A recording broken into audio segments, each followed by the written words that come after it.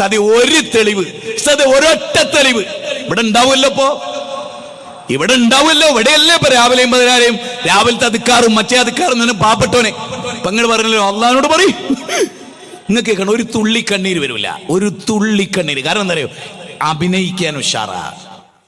നിങ്ങൾക്ക് ഏതെല്ലാം ടൈപ്പ് അഭിനയം ഒക്കെ കാണിച്ചു തരും. ക്രിസ്ത്യാനിന്റെ അഭിനയം, ബാക്കിയുള്ള ഇതെന്താ സംഭവം എന്ന് വെച്ചാൽ, ഇത് മനസ്സിലാക്കാൻ ഞാൻ നിങ്ങൾക്ക് രണ്ടാമത്തെ ക്ലിപ്പ്, അതിനോടനുബന്ധമായ ഒരു ക്രൈസ്തവ ക്ലിപ്പും.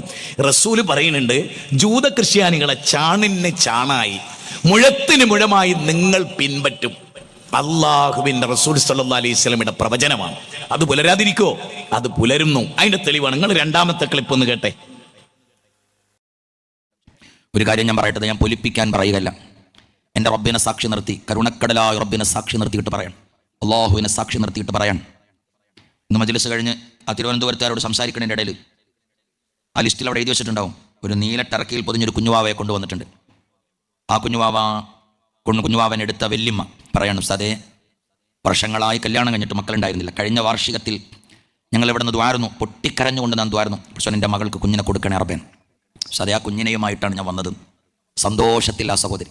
നിങ്ങൾ വിചാരിക്കുന്നത് ഒരു പൊലി അല്ല, അതിനാണ് തുടക്കത്തിലേ പറഞ്ഞത് വല്ലാഹി എന്ന് പറയാൻ. അള്ളാഹു സാക്ഷി, അള്ളാഹു സാക്ഷി. കാരണം അത് നമുക്ക്, ഞാൻ പറഞ്ഞില്ലേ, ഇത് ഒരു വ്യക്തിയുടെ അത്ഭുതമേ അല്ല. വലിയുദ്ദീൻ ഫൈലി എന്ന് പറയപ്പെടുന്ന ആള് നിങ്ങളെങ്ങനെയാണോ അങ്ങനെ തന്നെയാണ് ഞാനും. അല്ലാതെ ഒരു വ്യക്തിയുടെ കറാമത്തോ അത്ഭുതമൊന്നും അല്ല ഇത്.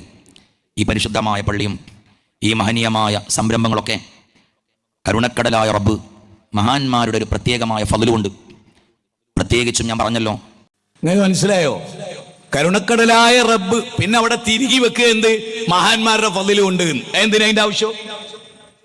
മുഹമ്മദ് നബി സല്ലല്ലാഹു അലൈഹി വസല്ലമയുടെ ഏതെങ്കിലും ഒരു ദൈവത്തിൽ അങ്ങനെ ഉണ്ടായിട്ടുണ്ടോ? കരുണക്കടലായ റബ്ബും പൂർവ്വ പ്രവാചകന്മാരുടെ ബർക്കത്ത് കൊണ്ടും ഉണ്ടോ? എന്തിനങ്ങളത് എന്താ അവിടെ പറയണേ? ഇവിടുത്തെ മജ്‌ലിസിന്റെ മേന്മയും പ്രത്യേകതയും പറയാ. എന്ത് കുട്ടിണ്ടായി ഇവിടെ ദുആ ചെയ്തപ്പോ ഇവിടെ എന്തോ ഒരു പ്രത്യേകത ഉണ്ട്. നേരത്തെ അത്തീഖ് സാഹിബ് പറഞ്ഞില്ലേ, ഇവിടുത്തെ മണ്ണിനെ, ഇവിടുത്തെ എല്ലാറ്റിനും ഒരു പ്രത്യേകത ഉണ്ട്. അത് വരിച്ചു തീർക്കുക, അതിവിടെ കച്ചവടവൽക്കരിക്കുക, മാർക്കറ്റിംഗ് സ്ട്രാറ്റജി രൂപീകരിക്കുക. ഇത് മതവ്യവസായമാണ്, പണമുണ്ടാക്കലാണ്. അതിന്റെ വചനമാണ് ജമാൽക്ക ഇവിടെ നേരത്തെ 9-ാം അധ്യായം 34 ഉദ്ധരിച്ചത്.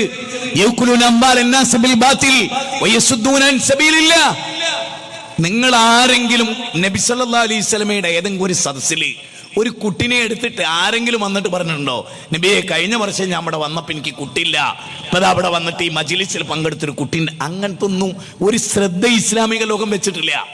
എന്താ കാരണം? അത് പറയണമെങ്കിൽ നിങ്ങൾ അടുത്ത 3-ാമത്തെ ക്ലിപ്പ്, അത് ഇസ്ലാമിക ലോകത്ത് നിന്നുള്ള ക്ലിപ്പല്ല, ഞാൻ പറഞ്ഞ ഹദീസിന്റെ പുലർച്ച. ഇത് നിങ്ങൾ ക്രിസ്ത്യാനികളിൽ നിന്ന് കോപ്പി അടിച്ച സംഭവ. ഈ രോഗ ശുശ്രൂഷ, ശാന്തി ചികിത്സ, ഈ കരിസ്മാറ്റിക്, അതുപോലുള്ള ഈ അത്ഭുതങ്ങള്, ഇതെല്ലാം ശരിക്കും നിങ്ങൾ ക്രിസ്ത്യാനികളിൽ നിന്ന് കടമെടുത്തതാണ്. ഈ കടമെടുക്കലാണ്. അതുകൊണ്ടാണ് റസൂല് പറഞ്ഞത്, നിങ്ങളവരെ ചാണിന് ചാണായി മുഴത്തിന് മുഴമായി നിങ്ങൾ അവരെ പിൻപറ്റെന്ന് പറയുന്നത് അതുകൊണ്ടാണ്. നിങ്ങൾ ഇതിൽ നിന്ന് 3-ാമത്തെ ക്ലിപ്പ് ഒന്ന് കേട്ടു നോക്ക്, നിങ്ങൾക്ക് മനസ്സിലാവും. അത് ഒരു കുഞ്ഞിനെ ദൈവം നൽകിയ സാക്ഷ്യമായിട്ടാണ് ഇവർ വന്നിട്ടുള്ളത്. 2010 ഇവരുടെ വിവാഹം നടന്നത്. 2016 ആയപ്പോഴേക്കും 6 വർഷമായിട്ടും ഇവർക്ക് കുട്ടികളില്ലായിരുന്നു. കൗണ്ട് വളരെ കുറവായത് കൊണ്ട് കുഞ്ഞുങ്ങൾ ഉണ്ടാവാൻ വളരെ ബുദ്ധിമുട്ടാണ്. അത് IVF-ലോട്ട് പോകുന്നതാണ് നല്ലത്. ആ ഡോക്ടേഴ്സ് ഇവരെ ഉപദേശിച്ചു. അങ്ങനെ ഇരിക്കുമ്പോൾ ഈ സഹോദരി ബ്ലെസ്സിംഗ് ടുഡേ TV പ്രോഗ്രാം കാണുന്ന ഒരു വ്യക്തിയാണ്. ജനുവരി 9-ാം തീയതി ഇവിടെ ഇതുപോലെ ഒരു ബ്ലെസ്സിംഗ് ഫെസ്റ്റിവലിൽ വന്നു. ഡാമിന്റെ അടുക്കൽ ഈ ഒരു വിഷയം പറഞ്ഞ് അവർ പ്രാർത്ഥിക്കുകയും ചെയ്തു. രണ്ടുപേരുടെയും തലയിൽ കൈവച്ചു പ്രാർത്ഥിച്ചു. അവരിങ്ങോട്ട് പോന്നു. പ്രാർത്ഥന കഴിഞ്ഞ് 1 ആഴ്ച കഴിഞ്ഞപ്പോഴേക്കും അശ്വിക്ക് മനസ്സിലായി താൻ പ്രഗ്നന്റ് ആണെന്ന്, ക്യാരിയിങ് ആണ്. 1 week. യെസ്. വീണ്ടും പല ചെക്കപ്പുകൾ നടത്തി 5-ാമത്തെ മാസം ഒരു സ്കാനിങ്ങിന് ശേഷമാണ് ശരിക്കും ആശ താൻ ക്യാരിയിങ് ആണെന്ന് വിശ്വസിച്ചത് തന്നെ. കർത്താവേ, കൃത്രിമ മാർഗങ്ങളൊന്നുമില്ലാതെ തന്നെ അവരുടെ മടിയിലേക്ക് സുന്ദരിയായ ഒരു പെൺകുഞ്ഞിനെ കർത്താവ് വിട്ടുകൊടുത്തല്ലോ.